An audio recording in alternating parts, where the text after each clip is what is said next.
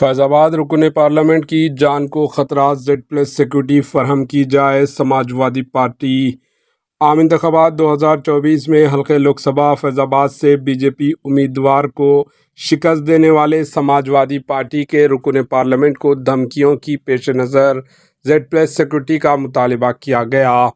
ایودھیا بھی اس حلقے کے تحت آتا ہے، جہاں رام مندر تعمیر کروائی گئی۔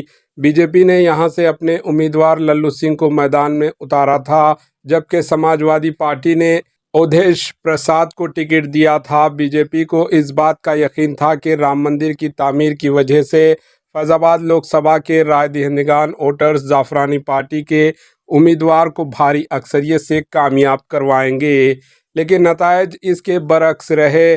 رائے دہندگان ووٹرز نے سماجوادی پارٹی کے امیدوار کو بھاری اکثریت سے کامیاب کروایا۔ اسی دوران سماجوادی پارٹی کے رکن پارلیمنٹ کو سوشل میڈیا کے ذریعے دھمکیاں دی جا رہی ہے۔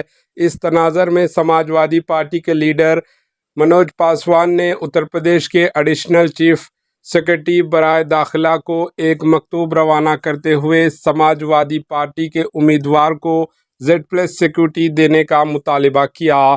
منوج پاسوان نے اپنے مکتوب میں کہا کہ سوشل میڈیا سماعت دیگر مواصلاتی ذرائع سے ایودھیا کے عوام اور نومنتخبہ رکن پارلیمنٹ کو برا بھلا کہا جا رہا ہے اور انہیں دھمکیاں دی جا رہی ہے۔ ایسے میں ان کے ساتھ کسی بھی وقت کوئی ناخوشگوار واقعہ پیش آ سکتا ہے، اس لیے انہیں Z+ سیکورٹی فراہم کی جائے۔ Bureau report, AHN news. AHN news کو لائک کریں، شیئر کریں اور سبسکرائب کرنا نہ بھولیں۔